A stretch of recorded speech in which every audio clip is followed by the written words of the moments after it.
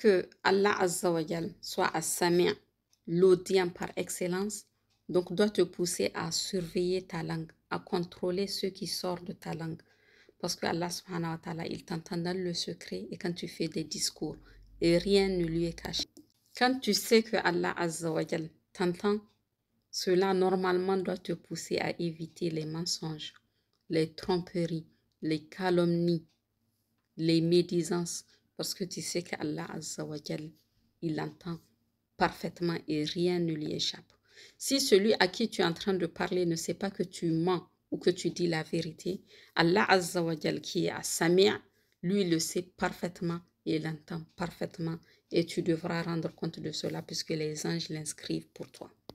Cela est vrai en tout temps, ma soeur, et particulièrement pendant ce mois de Ramadan, où si tu passes ton temps à médire des gens, à mentir ou à dire des futilités, tu es en train de diminuer la valeur de ton jeûne.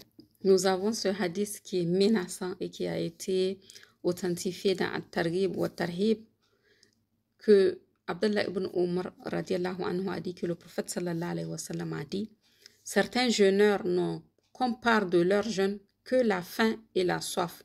Et certaines personnes qui prient la nuit n'ont comparent de la prière que la fatigue. » Inna lillahi wa inna ilayhi raji'un. Ça veut dire que tu peux passer ta journée à jeûner, à t'abstenir de manger, de boire, de toute intimité et qu'à la fin, tu n'aies aucune récompense. Pourquoi? Parce que tu as jeûné, mais tu ne t'es pas écarté de ce qu'Allah Azza wa Jalla reprouve.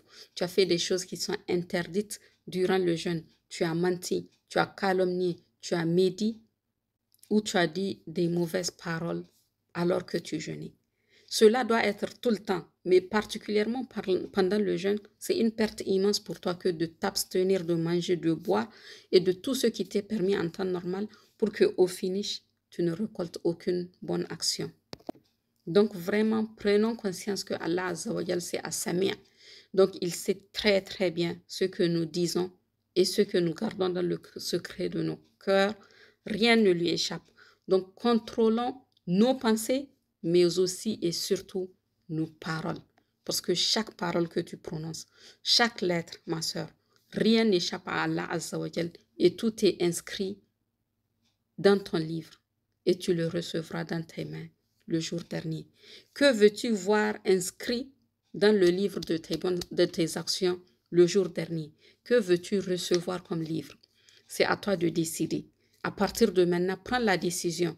Tu as pris conscience que Allah Azza wa Jal c'est as-Sami', qu'on ne peut pas lui échapper, qu'on ne peut pas être en train de faire des calomnies ou des médisances et que cela échappe à Allah. ألم تر أن الله يعلم ما في السماوات وما في الأرض.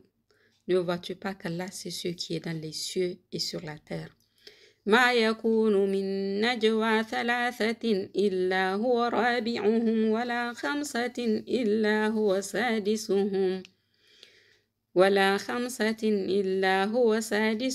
ولا أدنى من ذلك ولا أكثر إلا معهم أينما كانوا ثم ينبئهم بما عملوا يوم القيامة إن الله بكل شيء عليم.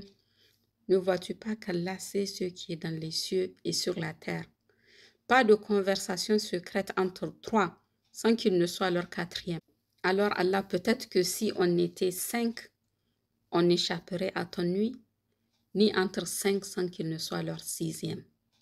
Peut-être que si on était juste 2, Allah Azza wa Jal n'entendrait pas, ni moins, ni plus que cela sans qu'il ne soit avec eux, là où ils se trouvent.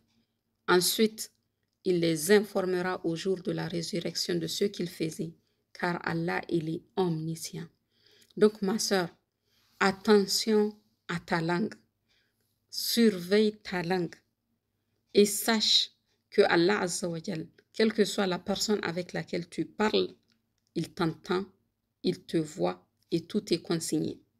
Et surtout, nous les femmes, nous avons tendance à nous laisser aller et à penser que parce que c'est notre mari ou que ce sont nos enfants, nous avons le droit de médire d'eux. nous avons le droit de les calomnier. On passe notre temps à parler sur nos enfants, sur nos parents, sur nos maris, en pensant que c'est un droit que nous avons. On passe notre temps à se plaindre. Tout le monde est mauvais, sauf nous. Tout le monde fait des problèmes, sauf nous. Donc, on fait des mensonges, des calomnies, des médisances, en pensant que c'est notre droit. Même si c'est ton mari, même si ce sont tes enfants, même si ce sont tes parents.